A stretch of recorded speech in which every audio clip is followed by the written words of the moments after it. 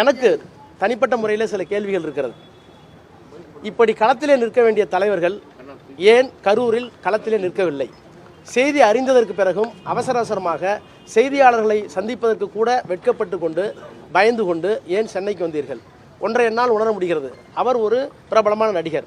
அவர் இருந்தால் மீண்டும் கும்பல் கூடும். எனவே அவர் திருச்சியில் தங்கி கொண்டு இப்போது ட்விட்டர் போடுகிறார்களே, இப்போது கூட இருக்கிறார்களே, அந்த தலைவர்கள் எல்லாம் ஏன் போய் களத்திலே நின்று அவர்களுடைய காயத்திற்கு மருந்து போட்டு இறப்புக்கு நிவாரணம் கொடுத்து அவர்களுக்கு ஏன் ஆறுதல் சொல்லவில்லை?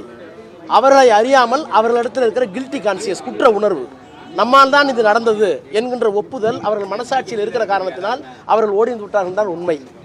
அதையெல்லாம் விட மிகப்பெரிய கொடுமை, அதில் முக்கியமான இடத்தில் அந்த இயக்கத்திற்கு பணம் கொடுக்கிற ஒரு முக்கியமான இடத்தில் இருக்கிற ஆதவ் அர்ஜுனா என்கின்ற நபர் ஒரு ட்விட்டர் போடுகிறார். அந்த ட்விட்டரில் நேபாளத்தில் நடந்தது போல் இங்கே ஒரு புரட்சி நடக்குங்கிறார். அகில இந்தியாவுடைய வளர்ச்சியே வெறும் 8.5%. ஆனால் இங்கே 12% நெருங்கிட்டு இருக்கு.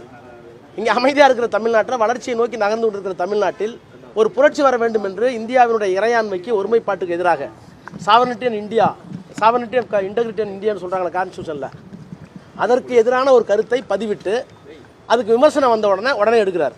நான் தமிழ்நாட்டு மக்களுக்கு நன்றி சொல்ல வேண்டும். அந்த பதிவை எடுக்கிற அளவிற்கு தமிழ்நாட்டுடைய மக்கள் உணர்வோடு இருக்கிறார்கள் என்ற உணர்வு அவர்கள் தெரிந்த பிறகுதான் எடுத்திருக்கிறார்கள். ஆனால் என்னுடைய கேள்வி, போட்ட அவரோ அல்லது அவரை கண்டித்தோ அந்த கட்சியினுடைய தலைவர் இதுவரை அவரை கண்டித்திருக்கிறாரா அல்லது செய்தது தவறு என்று ஒரு அறிக்கை கொடுத்திருக்கிறாரா? எனவே எந்த விதமான அரசியல் புரிதலும் இல்லாமல் தான் தோன்றித்தனமாக, சிறுபிள்ளைத்தனமாக இப்படி நடந்து கொள்வது தமிழ்நாட்டு மக்களுக்கும் தமிழ்நாட்டு அரசியலுக்கும் நல்லதா என்பதை நான் தனிப்பட்ட முறையில் உங்களிடத்தில் கேட்க விரும்புகிறேன். முதலமைச்சர் அரசியல் மனமாச்சரியங்களுக்கு அப்பாற்பட்டு இந்த நடந்த சம்பவத்தை மிக நாகரிகமாகவும் பண்புள்ள அரசியல் தலைவராகவும் முதிர்ச்சியடைந்த அரசியல் தலைவராகவும் அணுகியிருக்கிறார். அரசாங்கத்தின் சார்பில் அணுகியிருக்கிறார். திராவிட முன்னேற்ற கழகத்தின் சார்பில் அணுகியிருக்கிறார்.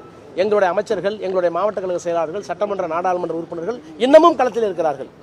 இதை விட ஒரு இயக்கமோ ஒரு தலைவனோ இப்படிப்பட்ட ஒரு நிகழ்விலே எதிர்கொள்ள இயலாத அளவுக்கு ஒரு தனிப்பெரும் தலைவராக இருக்கிறார். ஆனால் எனக்கு ஏற்பட்ட அந்த 2 கேள்விகள், ஏன் இங்கே ஒளிந்து கொண்டிருக்கிறீர்கள்? ஏன் மக்களிடம் இதுவரை நீங்கள் செல்லவில்லை? நீங்கள் செல்ல வேண்டாம், நீங்கள் நடிகர். ஆனால் உங்கள் சார்பில் இருந்த தலகர்த்தர்கள், அந்த மாவட்டத்து தலகர்த்தர்கள், பக்கத்து மாவட்ட தலகர்த்தர்கள், மாநில பொறுப்பாளர்கள் இதுவரை ஏன் செல்ல தயங்குகிறீர்கள்? அது நீங்கள் உங்களுடைய குற்ற உணர்ச்சியை காட்டுகிறது என்றுதானே பொருள். இன்னொன்று, இப்படிப்பட்ட பதிவுகளை எல்லாம் போடுகிற ஒருவரை கண்டிக்காமல், கட்சியை விட்டு நிற்காமல் இன்னமும் உங்களோடு வைத்துக் கொண்டிருக்கிறீர்களே, இது இந்திய அரசியலுக்கு, தமிழ்நாட்டு அரசியலுக்கு நல்லதா என்பதை கேட்க விரும்புகிறேன்.